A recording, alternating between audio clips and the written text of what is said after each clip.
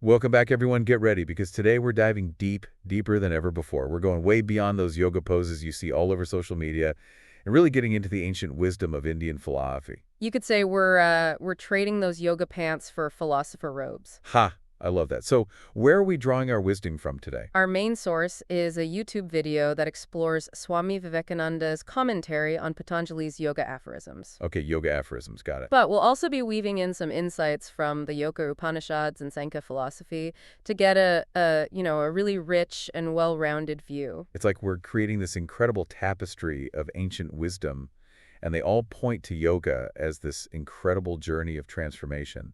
And not just physically, right? Exactly, mentally and spiritually too. It's fascinating, really. These ancient texts offer such a holistic view of yoga. Holistic. I like that word. Rather than just focusing on the poses, they explore everything: breathwork, meditation, ethical principles. It's all woven together like threads in this beautiful tapestry, leading us toward liberation. Okay, liberation. That sounds intense. Where do we even begin to unpack all of that? Well, why don't we start with the Yoga Upanishads? Sounds good to me. There's this one idea that really struck me. It talks about crossing fearful currents with the raft of Brahman. Crossing fearful currents. Okay, that's some powerful imagery right there. It is, isn't it? You can think of Brahman as this ultimate reality, this divine essence that connects every single thing. Okay, with you so far? And that raft, that's your yoga practice. It's what provides that stability and guidance as you're navigating the challenges of life. Ah, I see. So it's like yoga gives us those tools we need, helps us navigate those rough waters and find a sense of peace in the middle of all the chaos, right? Exactly. The Upanishads talk about the 8 steps to achieving a perfect mind. A perfect mind. Okay, I'm listening. A state of just profound clarity and inner peace, and it all culminates in samadhi. Okay, samadhi. Now, that's one of those Sanskrit terms that I have to admit can feel a bit mysterious. How would you explain that concept to someone who's maybe never even heard of it before? Imagine this: a perfectly still lake reflecting the vastness of the sky above it. Okay, I can picture that. That's kind of like samadhi. It's pure awareness free from all those distractions and disturbances, where you experience this really deep connection to your true nature. Wow, it sounds incredibly peaceful. It is, but it's important to remember that the Upanishads don't just focus on this ultimate goal, this samadhi. So what else is there? They also emphasize things like posture, breath control, and mental focus, things we can do in our everyday lives. Oh, so those practices aren't just reserved for achieving enlightenment. Absolutely not. They're tools we can use to cultivate a calm and steady mind right here, right now. I'm really drawn to how the Upanishads use those beautiful analogies from nature to illustrate how Brahman shows up, manifests in our yoga practice. What kind of analogies are we talking about? Well, they compare it to things like snowfall, smoke, sunlight, wind, even fireflies and moonlight, which I just love. Right. What's so fascinating about these analogies is that they show us how the divine is like woven into the fabric of our everyday experience. We can actually tune into that presence through yoga. So it's almost like that saying, stop and smell the roses, like appreciating the people all around us. And maybe yoga is a tool that can help us do that even more fully. I think you're onto something. It's all about cultivating that sense of presence and mindfulness, which I think we can all agree is something we could benefit from, whether you're on the yoga mat or just going about our day. Speaking of being present in our bodies, I came across this interesting concept of a body made of yoga fire. It sounds kind of intense, to be honest. What's that all about? It's actually a really beautiful idea. It speaks to the power of yogic practice to purify and refine the physical body. So through dedicated practice, our bodies can change. Yes. The text suggests that through dedicated practice, the body can become resistant to disease and even aging, becoming infused with vitality and strength. So it's not just about like physical fitness.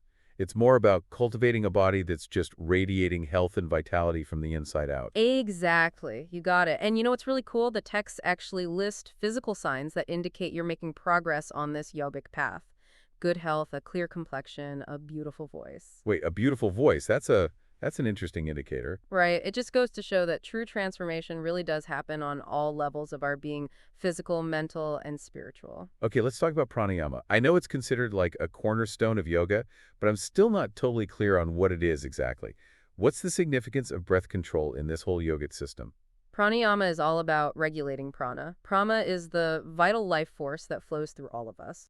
Okay, prana, got it. So is this like the energy that animates our bodies and minds? You could say that. And by controlling our breath, we can influence this prana, this life force energy. So it's like we're tapping into this energy through our breath. Precisely. And in doing so, we can do all sorts of amazing things, calm the mind, purify those energy channels of the body, and just achieve this greater sense of balance and well-being. And this is where we get those terms, Raichaka, Kumbhaka, and Kudaka, which refer to exhalation, retention, and inhalation. Ah, more Sanskrit terms.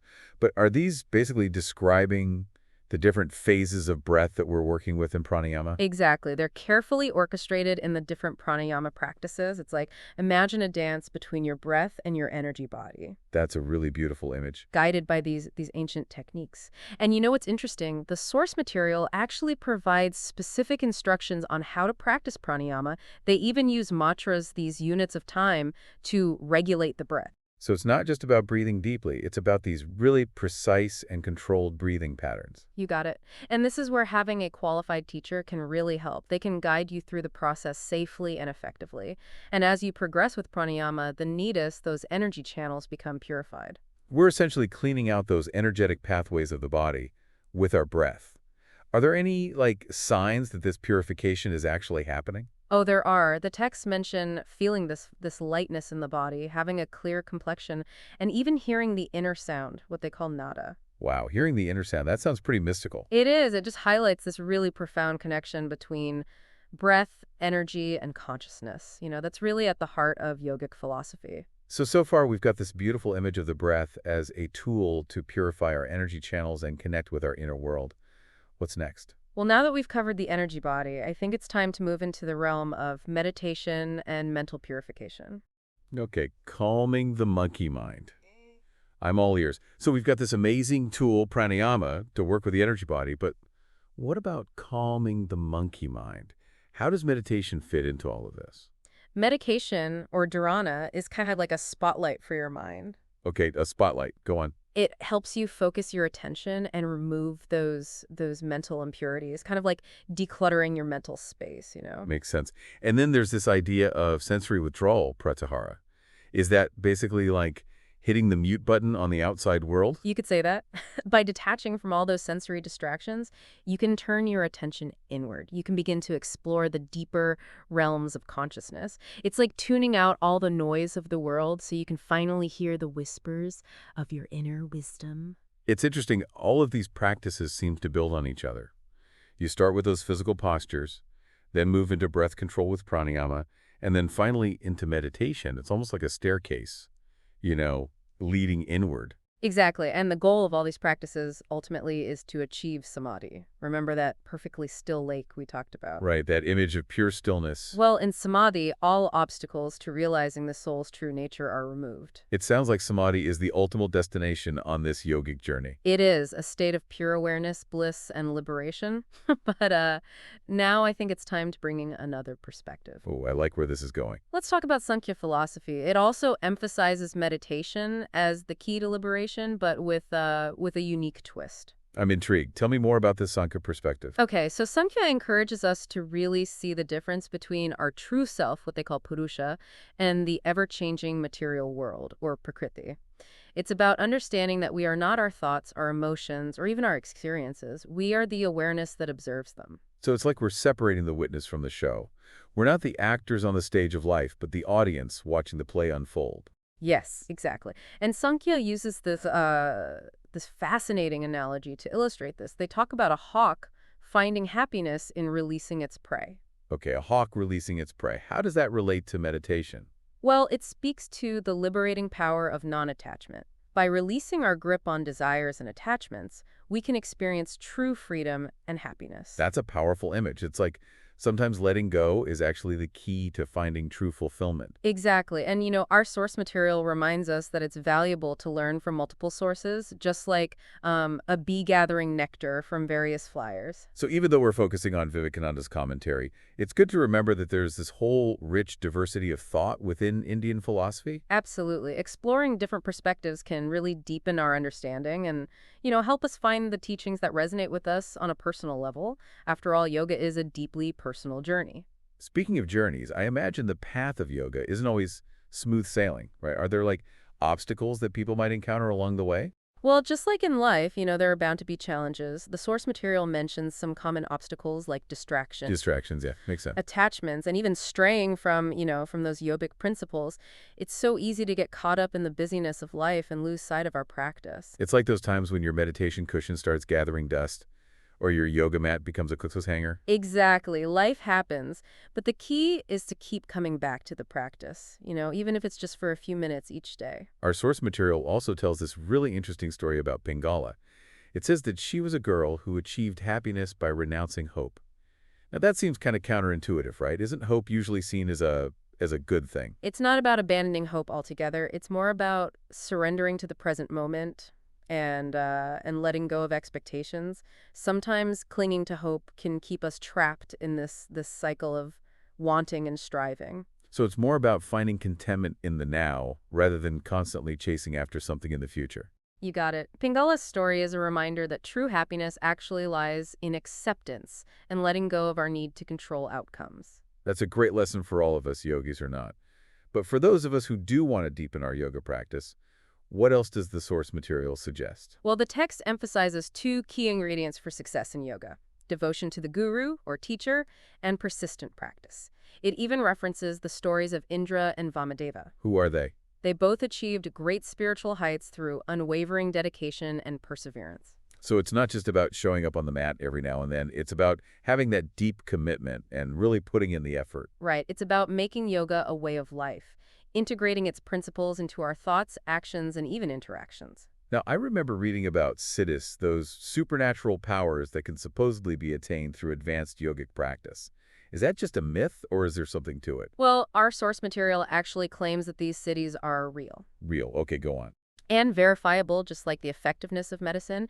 It suggests that the power of yoga can actually extend beyond the physical and mental realms into the realm of extraordinary abilities. That's pretty mind-blowing.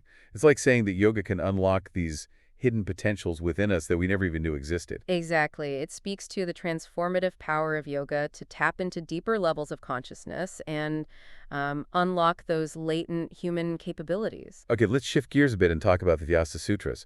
What unique insights do they offer into the practice of yoga? The Vyasa Sutras really emphasize the importance of sitting posture for both worship and meditation. Sitting posture. Interesting. They compare the meditator to the immovable earth, suggesting that a steady and grounded posture can create the stable foundation for our inner practice. So by rooting ourselves in the present moment, we can cultivate a sense of inner stability and resilience. Precisely. And the sutras also highlight the freedom to practice yoga anywhere the mind can concentrate. It's a reminder that yoga is an internal practice that can be cultivated regardless of external circumstances. So it's not about finding the perfect yoga studio or wearing the right outfit. It's about cultivating that state of inner stillness and awareness that we can access anytime, anywhere. You got it. It's about making yoga a part of your daily life rather than just a scheduled activity. This deep dive has really challenged our modern perception of yoga, hasn't it? It definitely has. It's so easy to get caught up in the physical aspects of yoga, but these texts are reminding us that it's so much more than that. You're absolutely right. It's this whole holistic system encompassing the physical, mental, and spiritual dimensions. So the real journey of yoga is about cultivating a deeper awareness of ourselves and our interconnectedness with everything around us. Yes. And it's about transforming ourselves from the inside out, purifying the body, calming the mind, and ultimately realizing our true nature as spiritual beings. As we start to wrap up our exploration today, what are some of the key takeaways that really stand out to you? Well, one of the most important takeaways for me is the interconnectedness of all the different aspects of yoga: the breath, the body, the mind, the spirit. It's like they all work together to create this harmonious whole. It's like they're different facets of the same jewel, each reflecting light on the others. That's a beautiful way to put it. And, it's not just about individual transformation. Yoga is also seen as a path to realizing our interconnectedness with the divine, with all of creation. So it's about recognizing that we're all part of something much larger than ourselves. Absolutely. And that realization can be incredibly liberating and empowering. Oh, and another key takeaway for me is the importance of finding a qualified teacher or guru. Yes, the source material really emphasizes that guidance, that mentorship on the yogic path. It's like having a skilled navigator to guide you through the uncharted waters of your inner landscape. It makes me think about those times when I've felt lost or confused in my own practice. Having someone to turn to for advice and support would have been invaluable. I think a lot of people can relate to that. Sometimes having that external perspective can help us see things more clearly, help us make progress that we might not have made on our own. So for our listeners who are feeling inspired to dive deeper into yoga but maybe feeling a bit overwhelmed, where do we even begin? There's so much information out there. Just take a deep breath. Okay, deep breath. Got it. What's next? And start with what resonates with you the most. Maybe it's finding a local yoga class, or picking up a book on meditation, or even just committing to 5 minutes of mindful breathing each day. The key is to start somewhere and be consistent. And to be patient with yourself, right? Rome wasn't built in a day, and neither is a solid yoga practice. Exactly. It's a journey, not a race. It's important to find a pace that feels sustainable for you. Well, before we wrap up this deep dive, I want to circle back to that thought-provoking question you posed earlier. Considering all that we've explored today, the breath work, the mental purification, the concept of non-attachment, what does yoga truly mean to you, dear listener? How do you see these ancient teachings fitting into your modern life? How can you take these principles off the mat and weave them into the fabric of your everyday experience? We encourage you to explore the source material further and see where your own deep dive takes you. You might be surprised by the insights and transformations that await. It really does make you think. Like if we strip away all the ancient philosophy and all those Sanskrit terms, what's the message for us today? What does yoga actually mean in our modern lives? I think it really comes down to this. Yoga, at its heart, is a journey. It's a journey of self-discovery and transformation. So becoming the best versions of ourselves. Exactly. And not just physically, mentally and spiritually, too. And it's not about waiting for some far-off enlightenment to just magically strike us, right? No, not at all. It's about taking all those principles, awareness, balance, connection, and really bringing them into our lives, like right here, right now. Okay, so how do we do that? How do we actually take these principles and apply them to our daily lives? Think about it. We can use these yoga tools in so many ways. Need to stay calm in a stressful meeting at work? Oh, I've been there. Try some mindful breathing techniques.